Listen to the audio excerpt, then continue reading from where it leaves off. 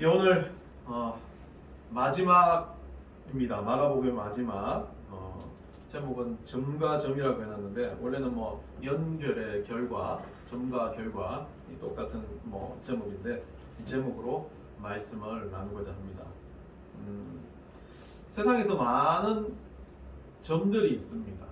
직선이 되기 위해서는 점들이 무수하게 연결이 되어야 연결이 되어야 직선이 됩니다.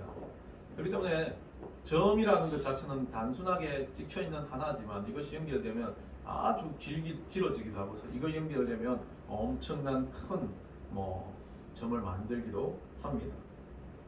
그래서 이 많은 이야기를 했지만 connecting dot이라는 단어를 스티븐 잡스가 자기 모교라고 할 수 있죠. 중퇴를 했지만 모교였던 스탠퍼드 대학에서 졸업식 연설에서 이야기를 합니다. 그래서 이 connecting the dots라는 이 단어가 하나의 명사가 되어버렸습니다. 연결되어지는 점들, 연결되는 점들.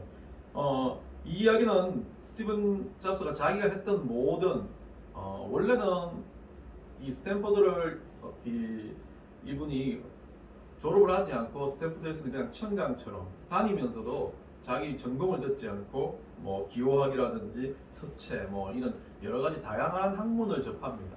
자기 전공과 상관없이. 그리고는 이 학교를 중퇴해 버립니다. 그렇게 중퇴해서 큰 대학을 나오지도 않고 이 사람은 기업가에 뛰어들기 시작했고 지금을 말하는 아주 유명한 사가를 만들었습니다. 물론 중간에 이분이 또 거기에서 퇴사했다가 다시 들어가서 지금의 현재의 사가 같은 큰 회사가 됐는데요. 이분이 이렇게 말합니다. 그 졸업식 연설 마지막 부분에요. 물론 내가 대학생 때는 이러한 점들이 미래에 앞으로 연결될 것이라는 것은 불가능했었다. 하지만 10년이 지난 지금에서는 너무 뚜렷하게 보인다. 다시 말하면 너희는 미래를 내다보며 현재의 점들을 연결시킬 수 없다. 오직 연결된 점들만 볼 수 있을 뿐이다.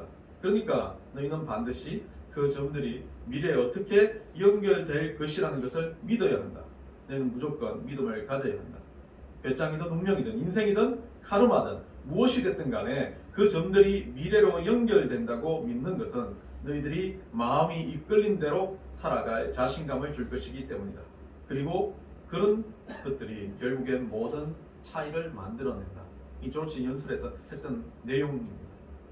아무것도 아니었다는 그 점 하나가 과거에 자기는 그냥 아무렇지 않게 흥미로 했던 그 수업들이 오늘날 예쁜 모델을 가진 핸드폰을 만들게 되었고 거기에 들어간 아주 다양한 디자인이 되었다는 것을 자기는 이야기하면서 10년 전, 그러니까 지금은 이분은 졸업하고 10년 후였지만 너희들이 10년 후를 내다보고 어떤 것들을 미래적인 관점에서 계획하기보다는 지금 여러분들이 하고 있는 그 점을 위해서 최선을 다할 때 앞으로 나아가야 할 점들이 보인다.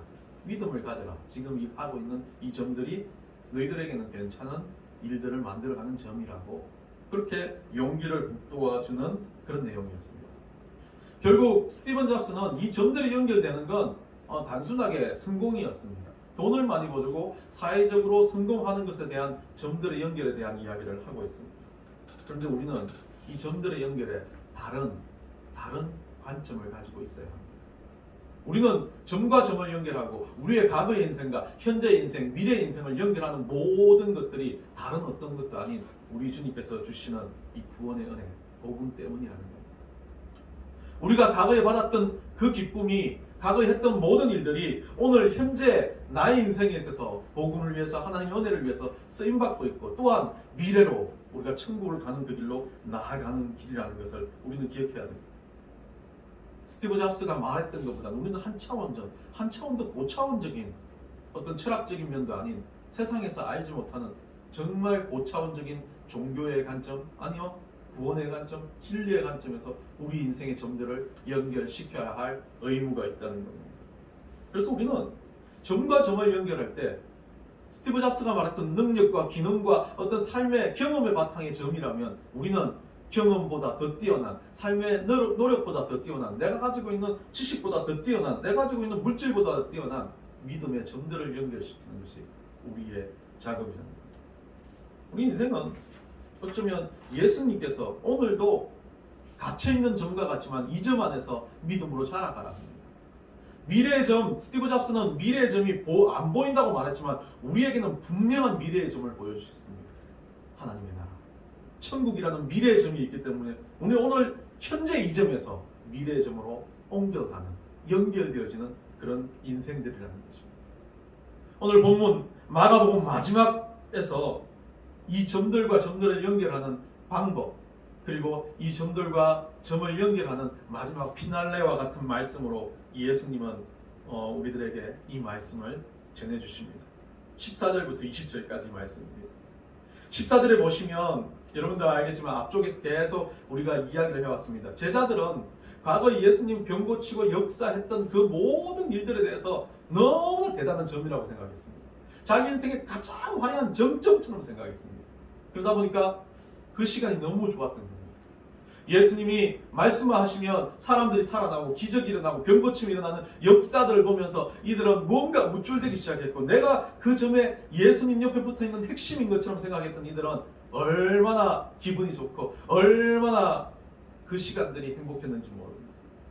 그런데 어땠습니까?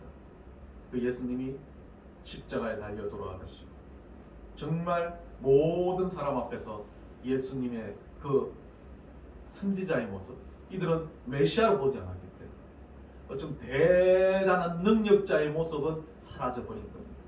뭔가 예수님을 통해서 내가 정말 호가를 할 수 있는, 인생에 뭔가를 대박을 칠 수 있는 일들이 다 없어져 버린 겁니다.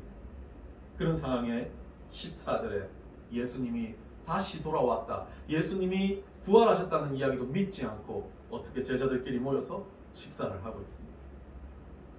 참 어떤 자리보다도 여기는 어색한 자리였을 겁니다. 많은 사람들이 인생에 있어서 가장 행복하고 번영적인 자리가 있었겠지만 실패한 자들, 그리고 자기가 어떤 방향으로 나아가기 위해서 최선의 노력을 했는데 그 방향이 아니라고 판단되었을 때 좌절감이 있는 그런 상태에서 이들은 그것들을 따랐던 사람들이 모여서 식사를 하는 자리입니다. 정말 제가 보기엔 지주군들이 조용했을 것 같습니다. 아무것도 할 수 없습니다. 그냥 고개만 숙이고 밥 먹고 그냥 내 길 가야 되겠다. 서로 무안하기도 하고 뭔가 할 말도 없고 분위기가 말도 아니게 아주 어색한 분위기에서 식사를 하고 있습니다. 이 또 열한 제자가 다 모여 있습니다. 어떤 이유에서는 모르겠지만 이들이 모여서 식사를 하고 있을 때 예수님이 그들 앞에 나타났다고 합니다. 그래서 14절에서 예수님이 뭐라고 말합니까? 그들의 믿음 없는 것과 마음이 완악한 것을 꾸짖으셨다. 완전 절망해가지고 식사하고 있는 자리에 와가지고 옆에 사람 보기도 그렇고 고개 숙여가지고 그냥 밥 한 끼 숟가락 떠먹는데 갑자기 호통을 치는 거예요. 누군가 나타나가지고, 이런 우리 경상도로 말하면 그렇게 했겠죠. 예수님 지금 밥이 먹구멍에 넘어가냐? 저는 빼야 되겠어요. 넘어가냐? 예수님 그렇게 분노를 하시면서 이들에게 이야기를 합니다. 그런데 예수님이 여기서 나타나서 꾸짖으셨다라는 이 단어는 이제 예수님이 그들을 다그치셨다는 이야기였는데, 이 원어로 보면 이 꾸짖음이 참 의미 있는 꾸짖음입니다. 그들의 믿음 없는 것을 이야기하는 이 언어는 그 원형으로 말하는 헬라어 원전의 말은 원형 아피스티아의 변형인데요. 이 원형 아피스티아라는 이 단어는 믿음이 형성되어 있지 않은 상태. 결국 이것은 원래 없었다는 것이 아니라 믿음이 재형성이 되지 않는다. 믿음이 자라가지 않는다는 의미를 말합니다. 원래 마가복음 9장 24절에서는 이것은 아예 믿음이 없는 그런 상태로 주로 사용되었지만, 이것은 다른 용어로 믿음을 적극적으로 거부하는 형태를 이야기하기 때문에 어떻게 말하면 믿음이 있었지만 믿음이 사라진 상태를 이야기하고 있습니다. 그리고 그 다음에 쓰고 있는 마음이 완악하여졌다. 이것은 스켈레로 카르디아는 마음이라는 뜻인데요. 스켈레로라는 앞 단어를 써가지고 이 마음 자체가 굳어졌다는 의미입니다. 딱딱해졌다는 이야기를 합니다. 확실한 증거를, 확실하다는 것을 받아들이지 않는 상태. 제가 간혹은 아니죠. 정말 자주 해서 우리 와이프한테 욕을 제일 많이 듣는 게 이겁니다. 말만 하면 자기가 봤다고 말하면 아니? 라는 말부터 한다. 아니, 이 마음이 굳어가지고 딱딱해가지고 그걸 받아들이지 않으려고 하는 상태. 무언가 누군가가 이야기했을 때 그것을 신뢰를 가지고 받아들이는 게 아니라 부정부터 하고 시작하는. 이걸 가지고 스켈라로 카르디아, 마음이 완악해졌다는 거예요.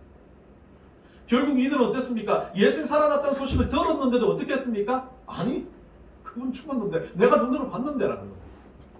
분명히 너 언제 봤어? 난 3일 전에 돌아가신 거 봤어. 근데 나는 어제 예수님 봤는데 에이 거짓말. 이 상태라는 거죠. 빙의를 한 것처럼 저 사람 내가 제일 잘하는 것처럼 빙의를 한 것처럼 이야기하는 딱 그 상태예요. 제자들이 지금 그 상태로 예수님을 거절하고 있고 예수님을 바로 보지 않아요. 예수님 그것에 대해서 이야기합니다. 딱 나타나가지고 성아 좀 제발 한마디 했을 때 좀 믿어. 너희들 왜 그래? 라는 말로 예수님 이야기. 믿음이 없었던 것도 아니에요. 믿음이 있었던 사람입니다. 그런 사람들이 딱딱히 굳어져서 받아들이지 않는 상태를 이야기합니다. 어쩔 때 우리는 너무 이 제자들보다 더 지독하게 이런 모습을 보입니다. 기도는 막 합니다. 주님께서 하십니다. 나 마음에 근심이 없어지고 주님 내가 감사하고 찬양하고 주님을 따릅니다. 돌아서면서 그렇게 될까 안 될까? 이 모양 똑같은 겁니다. 확신을 가지고 기도합니다. 근데 왜 그럴까요? 우리가 기도하는 모든 기도의 내용들은 꼭 내가 원하는 겁니다. 주님 앞에 로또 기도 열심히 합니다. 돌아서가지고 될까? 맞습니다. 왜? 내 마음이니까요. 하나님 마음에 합당하지 않으니까 의심될 수밖에 없습니다. 그런데 이건 하나님 마음에 합당한 거고 하나님이 주시는 은혜고 말씀으로 보여주신 건데 나를 도우겠다. 내가 나와 함께하겠다. 나에게 천국을 주시겠다. 하나님 나라 주시겠다는 그것을 확신을 못해가 돌아서가지고 하나님 나라 확신 있을까라고 생각하는 거 똑같습니다. 그만큼 큰 회의가 없는 겁니다. 이런 제자들이 어떻습니까? 단단하게 믿음으로 굳어가야 되고 반석이 돼야 될 신앙이 단단하게 말씀을 거부하는 것으로 굳어가는 신앙이 된 겁니다. 예수님 그들에게 말합니다. 너의 과거에 화려했던 점들, 너의 과거에 대단했던 나와 좋았던 경험들 다 깨버려, 없애버려. 그게 중요한 게 아니에요. 지금 너에게 있어서 네 카르디아가 어떻게 바뀌는가 중요하다고 예수님 말씀하셨습니다. 이 꾸지점이 있었던 이 상황으로 인해서 이 제자들은 어떻게 되어집니까? 15절입니다. 다음에 예수님이 다시 이렇게 이야기합니다. 또 이르시되 너희는 온 천하에 다니며 만민에게 복음을 전파하라. 이제 완전히 이상하게도 예수님 바꾸시고 난 다음에 확 바꿔버립니다.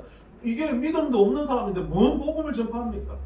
믿음도 없는 사람인데 뭔 하나님 일을 하겠다고 하는 겁니까? 근데 예수님은 완전히 바꿔버립니다. 전제는 이들이 복음이 있었고 믿음이 있었다. 예수님이 그때 앞에 주셨던 이 말씀, 야, 이 어리석은 것들 마음을 깨버려. 너희들이 뒤에 뭐라고 합니까?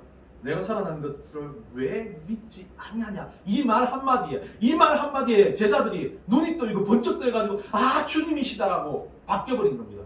이 14절과 15절에는 엄청난 반등이 있는 겁니다. 예수님이 아십니다. 얘들이 이제 됐다. 이제 내가 마지막 말을 전해야 되겠다.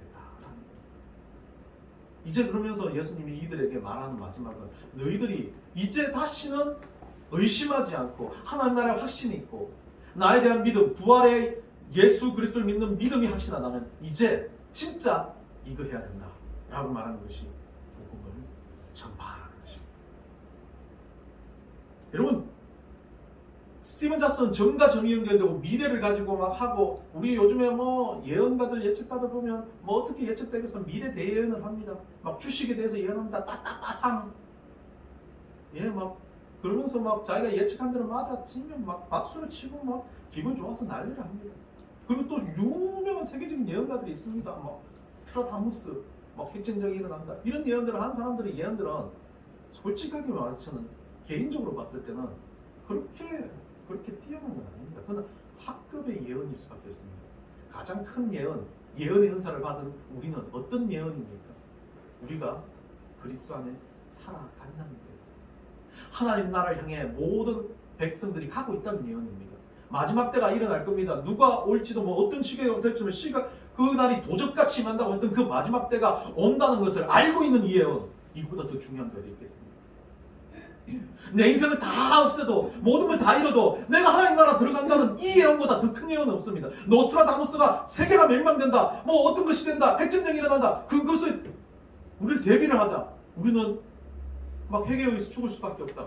그런데 그 사람들은 희망이 없습니다. 대비할 수가 없습니다. 구원이 없기 때문이었어요. 그런데 우리는 구원이 있기 때문에 이 예언이, 우리가 가지고 있는 예언이 세상의 어떤 예언보다, 어떤 미래를 아는 것보다 더 중요하고 더 대단한 겁니다.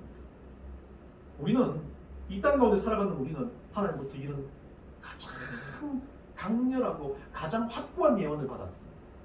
그리고 이 예언대로 살아간다면 예수님이 그것을 위해서 네가 해야 될 첫째의 일은 복음을 전한다. 모든 것들을 다 버리고 또 해야 될 것, 가장 우선순위로 해야 될 것, 목숨을 걸고 해야 될 것이 복음을 전하는 거라고 예수님은 말하고 있습니다. 믿음을 가진 백성이라면 말입니다. 그래서 16절에 가보면 또 뭐라 합니까? 믿는 것에 대한 능력에 대해서 이야기하고 있습니다. 믿고 세례를 받는 것은 구원을 얻는 것이고 믿지 않는 것은 정죄를 받겠다. 그 지옥으로 갈 수밖에 없다라고 이야기합니다. 예수님이 이것을 아주 강렬하게 이분법적으로 이야기하는 이유는 그겁니다. 복음을 전하는 것, 여기에서는 뭐 안 믿는 자들을 정죄하는 것이 아니라 복음, 믿음을 받아들이는 사람들을 축복하는 것이 아니라 앞에 문장에 있는 복음 전하는 제자들, 그 제자들의 특권을 이야기하고 있습니다. 너희들은 뭔 특권을 가지고 있냐면 네가 전달하는 복음을 해서 한 사람이 세례를 받고 영생을 얻고 새 삶을 얻을 수 있다는 거예요. 정죄 가운데 안 들어갈 수 있게 하는 특권을 네가 가지고 있다. 돈 많고 세상적으로 똑똑하고 지식이 대단하고 능력이 대단한 사람보다 네가 어떤 사람보다 더 큰 능력을 가지고 있다라고 말을 하고 있습니다. 그러면서 17절에 이제 그 능력에 대해서, 영혼을 살리는 능력에 대해서 예수님이 더 큰, 너에게 영혼을 살릴 수만 있다면 내가 이런 능력까지도 다 줄 테다 라고 하는 능력들을 나열하고 있습니다. 17절입니다.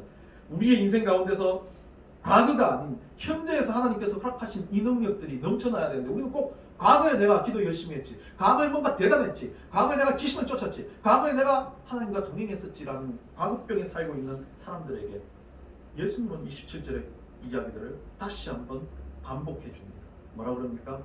믿음 있는 자에게 이런 표적이 따르겠다. 곧 그들이 첫째로요, 뭐합니까? 귀신을 쫓아내며 귀신을 쫓는다. 여러분 귀신 쫓아봤습니까? 아무도 안 쫓아봤습니다. 예, 저는 매일 쫓습니다. 참 사람들이 쉽게 생각하기에 눈에 보이는 귀신, 막 처녀 귀신, 몽달 귀신처럼 막 나타났고 막 귀신 때문에 사시나무처럼 떨리는 그것을 가지고 귀신이라고 늘 생각합니다. 요 근래 두 명이 알포인트를 보더만은 밤에 새벽에 알포인트 보고, 알포인트 맞아요? 알포인트 보고 막 무서워서 견디지를 못했다. 왜? 거기도 제대로 형상화된 귀신 보이지 않는데 뭔가 무섭고. 여러분들 그 영화 보시면 모르겠어요. 보지 마세요. 그거 좀 별로 안 좋은 것 같아요. 거기 보면 막 상황으로 가지고 무섭게 만들어버립니다. 그런데 진짜 무서운 건 막 귀신이 나타나가지고 막 나를 덮어가지고 막 무섭게 만들고 막 머리털이 곤두서게 만들고 기도를 못하게 만들고 하는 것보다 더 무서운 게 뭐냐면 잡생각이더라. 사탄이 주는 것 중에, 사탄은 두렵고 약한 사람들을 그렇게 해요. 여러분들 귀신 만나면, 저도 한 2번, 3번, 3번 넘죠. 그 정도 됐을 때 처음 귀신 봤을 때는 사람이 막 바짝 긴장돼서 아무것도 못합니다. 그런데 믿음이 생기니까, 믿음이 있으니까 야 귀신하고 싸워야 돼 투지가 생겨서 귀신은 우리를 더 강렬하게 만들어버립니다. 귀신과 전투를 벌이는 사람들, 막 기도로 막 귀신과 싸우겠다 하는 사람들은 좀 막 신앙에 막 에너지가 넘치는 사람들. 그런데 사단도 그거 알아요. 귀신을 보여주면 얘가 싸우려고 드는 거, 우리 그리스도인이기 때문에, 우리 안에 성령이 있기 때문에 싸우려고 드는 거 아니기 때문에, 사단이 가진 전략 다른 거는, 다른 귀신의 전략은 뭡니까? 우리에게 주는 잡생각들, 두려움들이에요. 단순하게 귀신이 보이지 않지만 영화 무섭다, 두렵다 라고 생각한 그 두려움이 잠식돼갖고 어느 순간 어떻게 돼요? 사는 게 두려워져요. 어느 순간 어떻게 돼요? 막 자식들만 봐도 두려워. 저것들은 어떻게 키울까? 이 두려움이 잠식되기 시작해요. 내 지금 막 아무것도 없어요. 돈도 없어가지고 막 카드빚이 막, 제가 늘 그거 한 게, 카드빚이 어떻게 갚지 막 머릿속에 두려운 거예요. 이 두려움이 지나다 보면 기도 끝나고 나면 찜찜해 죽겠어. 짜증이 나요. 오늘도 이것 때문에. 사단이 하는 전략이 이겁니다. 두렵게 만드는 거예요. 사단이 하는 전략이 짜증나게 만드는 거예요. 사단이 하는 전략이 그러면서 거짓되게 만드는 거예요. 어디 가서 누가 막 돈 좀 줄까봐 막 하하익 하고 있는 거예요. 참, 목사가 그러지 말아야 되는데 모든 분들이 그렇지 않은가. 부추기는 거, 물질주의에 빠지게 되는 망령, 이기심에 빠지게 되는 거, 폭력을 부추기는 거, 교만하게 만드는 거, 거짓과 선동하고 욕망을 가지게 만드는 거. 이 사탄은 이걸로 전략을 바꿨어요. 이게 귀신입니다. 이게 귀신. 얼마나 무서운 귀신입니까?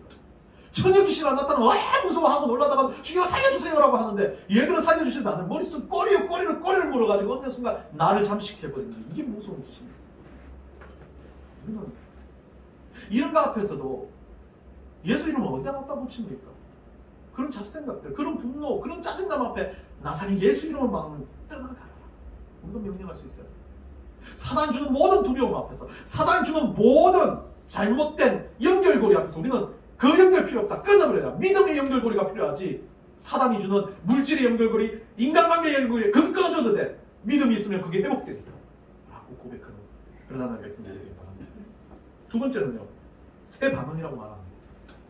귀신을 쫓는 것과 새 방언. 방언 이야기하면 참 할 말이 너무 많은데 우리 한국 교회에도 방언이 너무 많이 들어와가지고 이 방언에 대한 잘못된 이해가 참 많습니다. 물론 방언이란 건 원래 원어적으로 말하면 다른 언어를 이야기하고 있습니다. 이 방언이 나왔던 첫 번째는 바벨탑 사건부터입니다. 인간들이 원래는 한 언어였는데 모든 사람이 다 통하는 언어였습니다. 성령님과 하나님과 모든 언어가 통했습니다. 한국말 통하듯이 통했습니다. 사람들도 그렇고. 그런데 바벨탑 사건에서 인간들의 이기심과 욕망 때문에 어떻게 했습니까? 하나님은 언어를 흩어버렸습니다. 하나님 앞에 도전하려는 이 백성들 보고 언어를 흩어버리면서 그때 뭐가 사라지기 시작하면 사람들 가운데 뭐가 생기기 시작했냐면 물론 그 앞에도 있었겠지만 극단적인 말이 달라지면서 이기심이 생기는 겁니다. 내 말 중심으로 모여지는 겁니다. 내 가족 중심으로 모여지고 내가 말이 통하는 사람끼리 모여지고 내가 말을 하고 싶은 사람끼리 모여집니다. 말은 그렇습니다. 그렇기 때문에 그때 말하는 말 자체가 일반적인 언어였습니다. 그러나 원래 말하는 방언이라고 하는 것도 그 언어였습니다. 근데 그게 찢어져 버리면서 언어들이 흩어졌습니다. 그래서 많은 이야기, 지방의 방언, 뭐 이렇게 어떤 이야기들 이렇게 하면서 언어에 대한 이야기를 하는데 여기 말하는 어떤 목사님들은 말하기 때문에 우리가 진짜 말하는 영적인 방언, 성령과 소통하는 방언을 이야기합니다. 그런데 방언이 있습니다. 성령과 소통하는 언어가 있습니다.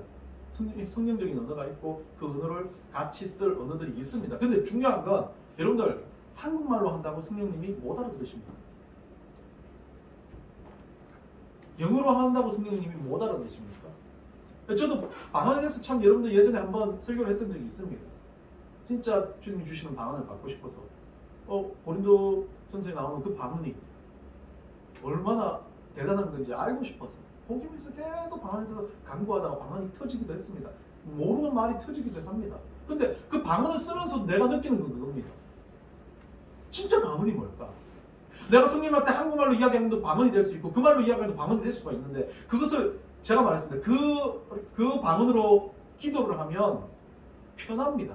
오래 기도할 수 있고 좀 장시간 기도할 때 상당히 간편하지만 한국말은 머릿속에 생각을 해야 되죠. 할 말을 생각을 해야 되니까 참 오래 기도하기가 힘듭니다. 한국말로 12시간 동안 계속 반복적으로 기도할 수 있는 사람은 대단한 소설을 쓸 수 있는 능력자가 될 수 있습니다. 근데 여하튼 그 방언에 대한 새 방언에 대한 이야기가 그런 영적으로 데려오는 성령과 소통하는 방언이기도 하겠지만 여기서 말하는 새 방언은 근본적인 문제를 이야기하고 있습니다. 마음의 문제. 언어는 마음의 문제. 하나님과 내가 소통하기 위한 마음의 문제. 내가 방언을 쓰든 영적인 단어를 쓰든 영어를 쓰든 한국어를 쓰든 하나님과 소통하는 언어가 중요하다는 겁니다. 그런데 그 하나님과 소통하는 언어는 진짜 초기의 언어는 누군가를 살리는 언어고 따뜻한 언어였습니다. 그럼 그 언어가 어떤 사람들? 모든 사람들에게 전달되어지는 정말 따뜻한 언어. 그게 방언이었죠. 물론 해석적으로 여러 가지 다른 사람들이 이야기가 있겠지만 저는 이 새 방언, 말하는 영적인 방언이 아닌 우리 예수님을 말하는 방언의 본질적인 요소는 내가 영적으로 하는 방언을 해도 누군가를 위해서 중보기도하고 그 마음을 생각하고 그 사람을 생각한다면 우리의 모든 기도와 말과 모든 행동 가운데 누군가를 생각하고 영혼을 생각하고 사람들에게 위로하고 치유할 수 있는 본질적인 요소가 있다는 것이 있다면 그게 방언이라고 저는 믿습니다. 그런 의미에서 저는 기도하는 방언을 받았는지 몰라도 이 언어에서 주는 위로의 방언을 못 받은 거였어요. 우리는 다시 한번 생각해 봐야 합니다. 복음을 전달하는 사람이 되면 그 귀신을 쫓아내고 제가 못 받았다고 했던 것을 어불성설이 받았습니다. 복음을 전달되기 위해서 새 방언을 받은 겁니다. 위로할 수 있습니다. 누군가를 올려줄 수 있습니다. 누군가를 위해서 중보기도 할 수 있습니다. 이게 방언인 겁니다. 셋째로 가면 뭐라고 말합니까? 18절입니다. 뱀을 집어올리는데 뱀을 집어올리면 무슨 독을 마실지라도 해를 받지 아니하며. 이거 문자 그대로 생각해가지고 예전에 우리 후배 하나가 선교지는 때가 선교사님이 그 간증을 했었어요. 막 독사한테 물렸는데 살아났다. 뱀을 집어올렸다. 그래서 성경 말씀 이게 생각나다. 날 수 있습니다. 근데 너무 어린아이죠. 저차원적인 신앙이 왜 문자 그대로 바라봅니까? 그럼 뱀만 막 집으로 다니게. 그러면 하나님은 복음 전하러 다니지 않고 뱀 잡으러 다니는 땅꾼 아저씨를 더 사랑하게요. 그게 아닙니다. 그리고 독을 마실지라도. 그래가지고 여러분들 초대교회 때 정말 내로가 우리 기존 교인들 박해할 때 진짜 독을 먹였어요. 그런데 어떻습니까? 죽습니다. 그 사람 살아날까요? 죽어요. 뭐 대부분 뭐 하나님 역사에서 살아난 사람도 있을 수 있어요. 어느 순간. 근데 하나님이 그것까지 다 살리지 않습니다. 독을 지가 마셨는데 농약 자살하려고 농약 마셨는데 하나님이 막 확 나타나고 농약을 기워내고 살려주시지 않습니다. 근데 사람들은 어떻게 생각해요? 이런 구절을 보면서 너무 본색적으로 했습니다. 이건 그런 뜻은 아닙니다. 이것은 예수님이 앞에서 말씀하신 것 똑같이 예수 살아가면서 우리가 믿음을 가지고 살아갈 때 능력을 나타내는 겁니다. 물론 뱀을 집어올리면 독을 마실 자도 해를 받지 않는 것은 그 해를 받는 것은 그것에 의해서 상처를 입는 걸 말합니다. 그러나 그 해가 어떤 육체적이나 우리 이 땅 가운데 해가 아닙니다. 우리 영혼 자체는 상처를 받지 않습니다. 우리가 천국 가는 것에 대해서는 변함이 없다는 뜻입니다. 믿음 안에서는 어떤 외부의 압박과 힘든 게 와도 단단하게 그것을 이겨낼 수 있다는 그 의미를 이야기하고 있습니다. 결국 예수님은 뭐라고 말합니까? 복음을 전하면 전할수록 어떻게 더 단단해져가지고 외부에서 핍박해도 외부에서 막 뭐 힘들게 해도 다 이겨낼 수 있다는 거예요. 역사적인 사실을 보면 알 수 있습니다. 지금 우리는요 사업이 좀 안 돼도 미칠 값, 죽을 값, 자살하고 막 그럽니다. 그런데 과거에는 어땠습니까? 복음 전하다가 막 손가락 발가락 다 잘리고 손톱 다 잘리고 막 머리털 다 여러분들 이 참 사람들이 웃긴 게 왜 그런지 모르겠지만 머리가 길잖아요. 머리에다가 기름 먹여갖고 불을 붙여버려요. 복음 전한다고. 그러면서 막 이게 타오르면서 온몸 화상을 입고 살아도 사람들이 그 예전에 들었던 선교사님 이야기인데 그 선교사님은 거의 삼도화상이 뒤쪽은 그냥 아무것도 없어요. 그냥 껍데기밖에 없는 사람이 됐는데도 병상에 누워가지고 아파갖고 좀 살려달라고 그렇게 고백하고 있는 순간 자기는 평화가 돼요. 그러면서 치료하고 다시 복음 들고 그 종족한테 다시 나간다. 그런 능력이 어디서 나온다? 그런 미친 어쩌면 세상에서 저 사람 이상해 할 정도의 무언가에 대해서 과감하게 달려들 수 있고 싸울 수 있는 능력은 복음 전할 때 나타난다. 죄송합니다. 저도 복음 많이 안 들어서 목사가 날마다 아침마다 힘들다고 기도하는 거예요. 넷째로 이야기합니다. 마지막으로요. 병든 사람에게 손을 얹은 즉 나으리라. 네? 참 이게 뭐 신유연사, 무언은사 이야기도 할 수 있겠지만 이 부분은 복음 전한 모든 사람한테 주님께서 주시는 은사라고 말합니다. 근데 안 나을 수 있습니다. 막 갑자기 암 걸린 사람한테 손을 얹어가지고 아마 떠나가라 했는데 안 떠나갔다고 실망하고 막 암 걸린 사람은 이놈 사기꾼아 막 이렇게 하는 거에 대한 문제가 아닙니다. 이 문제도 다릅니다. 이것도 새 방언과 똑같은 이야기입니다. 힘들고 어렵고 그 위로받아야 할 사람들은 말로 위로를 받겠지만 또 육체적으로 힘든 사람들은 그 길을 위해서 손을 얹는다는 건 그를 위해서 중보하고 그를 위해서 따뜻하게 생각하고 있다는 겁니다. 사람이 기도가 합쳐지는 것을 이야기하고 있습니다. 손을 얹고 기도한다는 더 직접적으로 더 그 마음에 그 아픔에 내가 동참해서 기도한다는 겁니다. 교인들 중에 한 명이 암으로 죽어가고 있는데 막 모든 성도들은 죽어가는 그 교인들 위해서 기도 한 번 안 하고 희실끌끌 자기 인생들 재밌게 살아간다면 그건 아니라고 저는 생각합니다. 교인들 중에 힘들어서 아파서 죽겠다는 사람이 있으면 내가 내 인생에 내 하루에 10분이라도 투자해서 내 아픈 마음을 가지고 그 교인들 위해서 기도할 수 있는 것, 아니면 예배 시간이라도 같이 그 교인들 위해서 중보하고 아파할 수 있는 것, 그게 복음을 전하는 능력이 나타난다는 겁니다. 그래서 많은 교회들 행복하고 기쁘고 대단한 것만 이야기하지만 예수님은 말합니다. 많이 아프니까 위로받아야 되기 때문에 새 방문으로 말하라고 그러고, 귀신 들림이 많고 막 근심될 텐데 그것 때문에 기도하라 그러고, 병 걸림이 많을 거니까, 병 걸려 죽을 사람도 많을 거니까 그 사람들을 살리기 위해서 기도하는 것이 아니라 그 사람들이 영혼을 치유하기 위해서, 그 사람들이 진짜 나아가기 위해서 기도하라고 이야기합니다. 육체적인 치료는 의사가 할 겁니다. 영혼의 치료를 위해서 기도할 수 있는 것, 그게 복음을 들고 있는 사람들의 능력이라는 겁니다. 여러분, 사도 바울은 그렇게 말합니다. 나는 그리스도와 함께 십자가에 못 박혔습니다. 이제 살고 있는 것은 내가 아닙니다. 그리스도께서 내 안에 살고 계십니다. 갈라디아서 2장 20절 말씀입니다. 우리가 사는 것이 아니라 내 안에 성령님이 산다면, 우리가 복음 들고 살아간다면, 우리가 하는 기도, 우리가 하는 말, 우리가 하는 모든 것들은 과거의 내 인생에서부터 흘러나오는 점과 점을 연결하는 것, 그리고 또 현재의 점에서 미래 천국으로 가는 점으로 연결하는 연결고리들이 된다는 것입니다. 요한복음 17장 33절에 너희는 세상에서 환난을 당할 것이다. 그러나 용기를 내라. 이건 표준세 번역입니다. 내가 세상을 이겼다. 우리 인생 가운데 복음을 전할 수 있는 능력만 있다면 우리가 세상을 이긴 존재라고 말씀해 주십니다. 우리도 아플 거라 그럽니다. 우리도 힘들 거라 그럽니다. 그러한 망령된 귀신에 눌리지 말고 나사렛 예수로 명하느니 떠나갈지어다라고 명령할 수 있는 존재. 그래서 그 명령과 함께 내 안에 넘쳐나는 성령님이 세상 가운데, 영혼 가운데 복음으로 전달되어 줄 수 있는 그런 존재가 우리가 되어야 된다고 합니다. 우리는 연결된 인생입니다. 아무것도 아닌 인생이 아니라 예수 그리스도를 믿은 그 순간부터 이 순간, 아무것도 없는 이 순간에도 지금 주님 께 연결되어지고 우리는 천국으로 연결되어지는 존재입니다. 점과 점으로 우리 인생을 살아가지만 우리는 이 점들의 끝까지 이어지는 연결의 마지막 결론에 하나님 나라에 있는 백성들이 될 겁니다. 그렇다면 우리에게 주신 이 복음을 전달하는 능력, 모든 것들을 이기며 살아가는 그런 여러분들이 되시기를 간절히 축원합니다.